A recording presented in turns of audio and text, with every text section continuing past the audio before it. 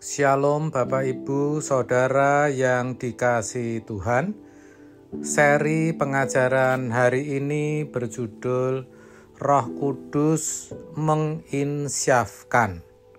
Saudara, Roh Kudus, Roh Allah yang mendiami tubuh setiap orang percaya adalah Roh kebenaran.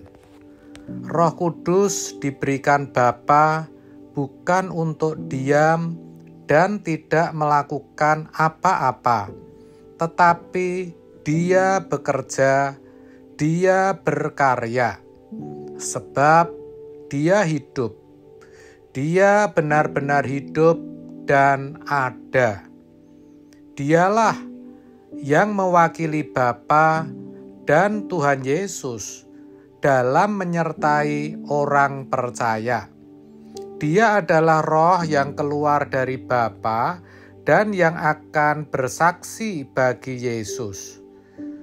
Yohanes 15 ayat 26, Jikalau penghibur yang akan kuutus dari Bapa datang, yaitu roh kebenaran yang keluar dari Bapa, Ia akan bersaksi tentang aku. Ini perkataan Tuhan Yesus. Saudara, Roh Kudus tidak hanya sebagai penolong dan penghibur, tetapi juga menginsyafkan. Yohanes 16 ayat 8, dan kalau Ia datang, Ia akan menginsyafkan dunia akan dosa, kebenaran, dan penghakiman. Jadi, Roh Kudus akan menyadarkan orang-orang di dunia bahwa pemikiran mereka salah tentang dosa, tentang cara untuk menjadi orang yang benar di mata Allah, dan tentang pengadilan terakhir. Kalau di ayat 9 dikatakan akan dosa karena mereka tetap tidak percaya kepadaku. Jadi sampai sekarang saya percaya masih ada orang-orang yang tidak percaya kepada Tuhan Yesus. Roh Kudus akan menyadarkan orang-orang yang tetap tidak mau percaya kepada Yesus, supaya mereka sadar Yesuslah yang diutus Bapa untuk menyelamatkan orang berdosa dengan jalan mati di kayu salib. Darahnya yang kudus menebus dosa semua manusia. Ini penting, maka ketika orang tetap tidak mau percaya kepadanya, ia akan tetap berdosa dan tidak akan diselamatkan.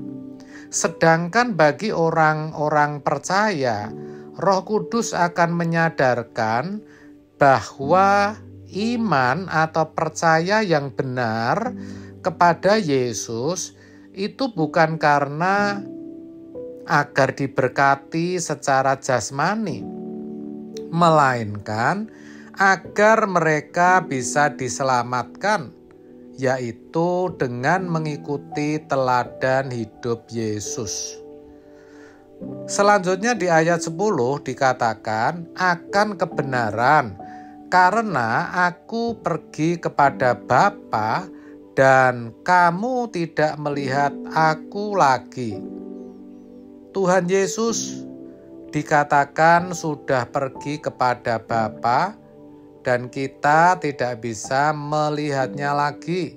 Maksudnya secara fisik.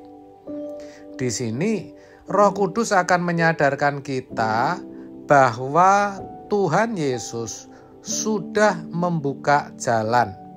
Dengan demikian, maksud saya dengan menjadikan dirinya sebagai pendamaian antara kita dengan Bapa, sebab murka Allah telah ditanggungnya di atas kayu salib, sehingga orang-orang yang percaya kepadanya bisa menjadi benar dalam pemandangan Allah, bisa dibenarkan sekalipun belum sungguh-sungguh benar, sehingga Allah bisa memberikan Roh Kudus-Nya untuk menyertai orang-orang percaya.